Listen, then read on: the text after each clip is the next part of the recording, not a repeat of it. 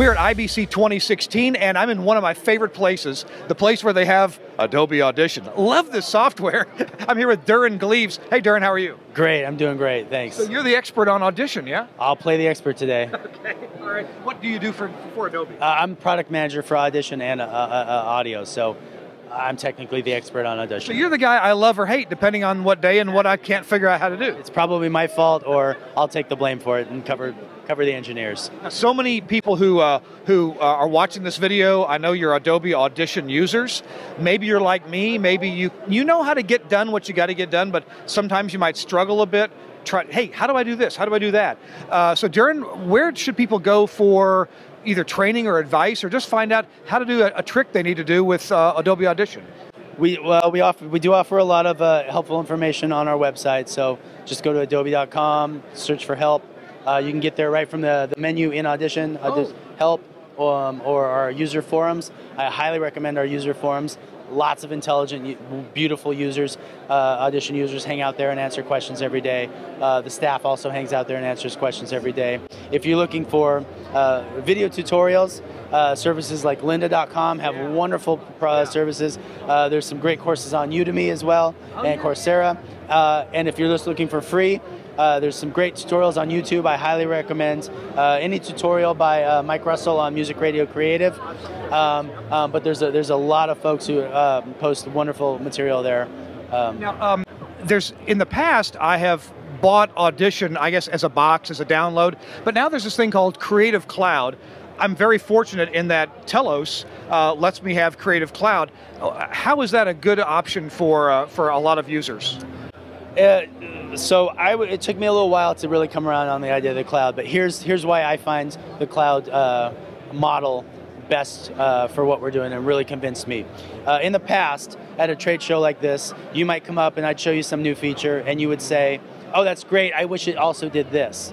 And I'd be, oh, of course it should do that. And I'd tell one of the engineers and they'd go and they'd program it. And a week later, it could be ready, but we wouldn't be able to release it because of revenue recognition, Sarbanes-Oxley, all these laws, for 18 months, 2 years maybe.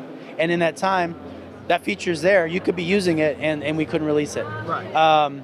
So this model allows us to essentially, and I'm sorry I'm losing my voice here, essentially we can release every week, every month if we wanted to. We tend to release major updates twice a year, but we can put these out earlier and give people access to those features that they're asking for as quickly as possible. And this is a subscription model to Creative Cloud, and you get some number of different Adobe products with that. I think I get everything. You get so yeah, you can be a member for just a single application if you want.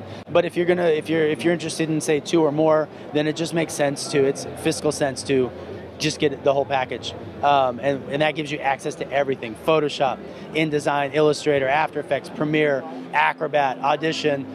It gives you access to stock images and stock video and stock content. It gives you access to any of our cloud services, online space, so you can collaborate and share media without having to stick it on a USB drive or make sure somebody's got a Dropbox or something like this. When I get home, I bet you that my MacBook will be sitting there saying, hey, I have a little update for you from Creative Cloud. Well, and that's a good point, because maybe you have a MacBook at home and a Windows laptop at work. And in the past, if you bought the box, it was limited to one or the other. Now it doesn't matter. You can have it on both. And in fact, you can install it on 4 or 5 systems. And while we have a limit of how many you can have activated at once, all you have to do is sign out of one and sign in the other, and you're ready to go. So you're not going to get stuck on the road and be like, oh, I need to get a hold of somebody and have them fix this for me back at the office. You just say, deactivate the other one, I'm logging in here. Very cool. Hey, one more thing to talk about. Absolutely. You've got a controller here called Palette, and this looks like mix and match, plug and play. What is it? Yeah, well, Audition obviously supports control surfaces for anything, Mackie, Avid, any of the control surfaces, Yukon. And this happens to be one that we now support too. Palette was a Kickstarter startup from last year. They were pretty successful. They really did a lot of work to make their tools work for Audition and Premiere and all the Adobe applications. I broke it. No, you didn't break it. No, I broke it. No, I broke it. It's like electronic Legos that you can use to control just about any application on your system. Wow. So you can lay them out however you like. You can assign the buttons and the knobs and the faders to do whatever you like in your application.